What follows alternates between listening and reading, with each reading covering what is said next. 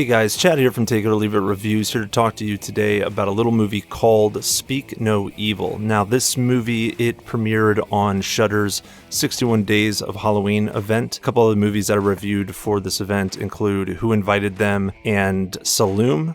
You can check out those reviews on my channel now, but before you go do that, let's talk about Speak No Evil. So Speak No Evil is about a Danish family that visits a Dutch family that they met on holiday. What was supposed to be an idyllic weekend slowly starts unraveling as the Danes try to stay polite in the face of unpleasantness. And unpleasantness is putting it lightly, guys. Seriously, this movie, it might be a slow burn, but it is dark, twisted, kind of mean, and by the end of this film, I was very unsettled. And I gotta tell you, I definitely recommend you check this movie out. So with that being said, let's get into the pros, the cons, and who I would particularly recommend this movie for. The first strength that I want to talk about is the very impressive development of the suspense, the tension, and the dread in this film. And the thing that I point to most for the success of these elements is the slow burn nature of the film. I think that that was the most important driver for those elements working so well, because this film spent a lot of time with the characters. It gives us a lot of time to start learning about, caring about, and even liking all of these characters, that they're at the forefront of our mind. And the slow and steady and subtle rollout of the uncomfortable, unsettling, disturbing, and suspicious behavior caused all of that to go to the back of my mind, and it kind of lingered back there,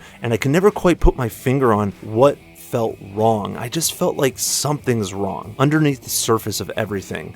And as a result, the fact that I didn't really know and I couldn't put my finger on it, that made it even more unsettling in and of itself. And I think that is a direct result of this slow burn rollout of this film. I also felt that the slow burn nature led to kind of a hypnotizing quality where I just felt like the movie was really washing over me. And I think that hypnotizing kind of quality coupled with the really slow and subtle, steady rollout really led to this undercurrent of tension and looming and growing dread and eventual suspense. And I gotta commend the performances in this. The acting is really fantastic across the board. The main couple, you know, they have to be very authentic, very genuine. They're seeking friendship. While they're naive, I also felt that it was somewhat understandable at the same time, and I thought their performances really brought that out. And the new couple, they really gotta straddle this line between being charming and there being an incentive to want to be friends with them, but also there's another side, a darker side. They got to do that in a balanced way and in a way that's, you know, not too over the top. And I felt like the actors who played this new couple were able to really find that balance well. Part of that was because the actors playing the new couple are actually married in real life. So I think that they were able to bring some of that real world chemistry into this film, and I think it benefited their performances greatly as a result. And I got to give some credit to the writers, who I think provided great motivations for the main couple to want to pursue a friendship with this new couple.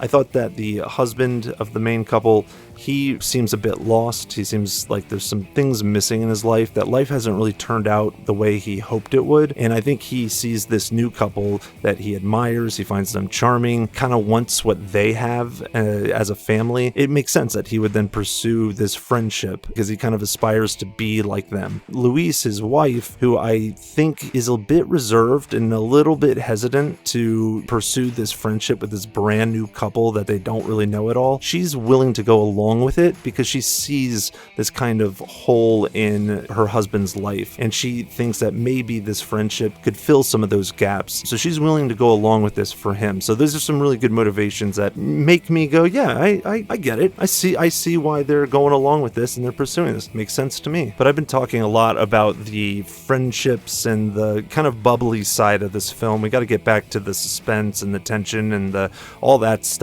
And one thing that really keeps things tense and just keeps you unsettled, along with the kind of slow burn nature of the film, is the musical score. Literally, the opening scene, we're in a car, we're driving kind of on this dirt road in the woods, we don't really know where we're going, and all of a sudden the score kicks in and it is just tense. It's pretty booming, actually, and that score tends to play throughout the film in scenes and kind of shots of landscapes in particular that are seemingly harmless. There's such a significant contrast between some of the peaceful scenes and then this thrilling score that is playing over top of it, that it just constantly reminds you throughout the film that, like, hey, don't get comfortable. It's not going to stay that way. And I really, really appreciated that. And lastly, that ending.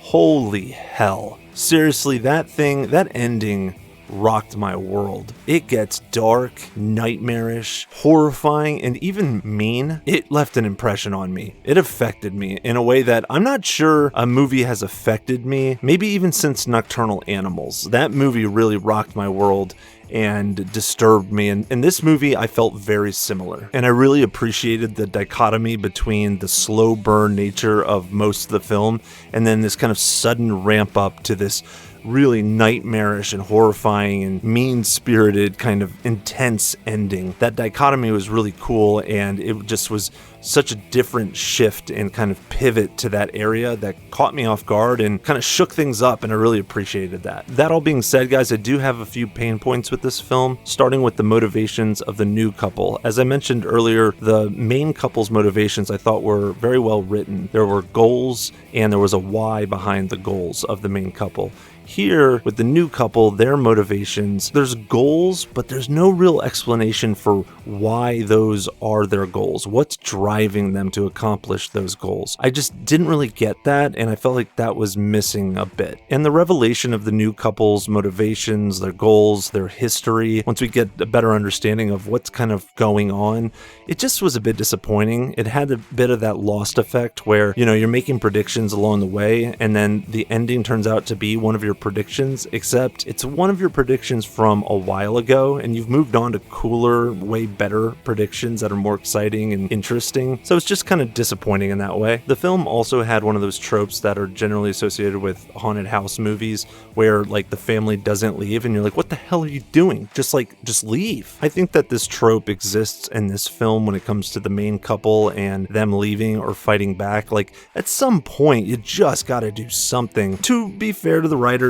they do take action at some point, and there's also explanations for why they may not be taking action as soon as we might think they should. I think the writers reasonably covered the's base. It's still like, come on, at some point.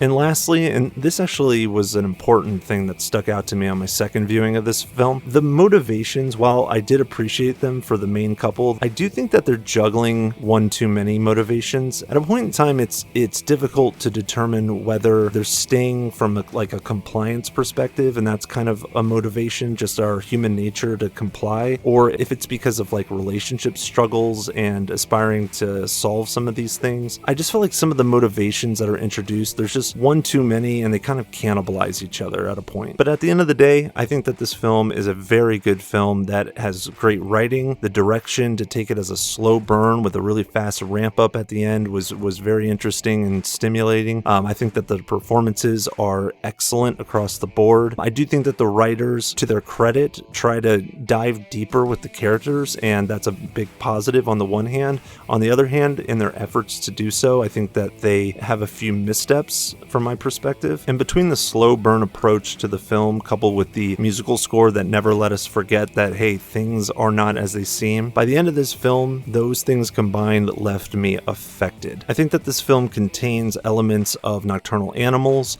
Wolf Creek, The Strangers, and Compliance, and if all of that sounds interesting and compelling to you, then I definitely recommend you check this movie out, and I'm going to give Speak No Evil a 7.4 out of 10. But hey, that's just what I think. Take it or leave it. What do you guys think? Have you seen this movie yet? Does it sound interesting to you? Let's talk about it down in the comments section. And also, if you haven't seen Nocturnal Animals and Compliance yet, I definitely recommend you check those out. And I've got a few more movies to review for films that premiered during this Shudder event. I'm working on those. I'll get those posted as soon as I can, so keep an eye out for those. And guys, thank you so much for stopping by. I really appreciate it. Don't be afraid to hit that like button and subscribe. And until we talk again, I'm Chad from Take It or Leave It, and I'll check you later. Check you later. Hey man, get off my case. Oh man, chicks don't want to hear that shit.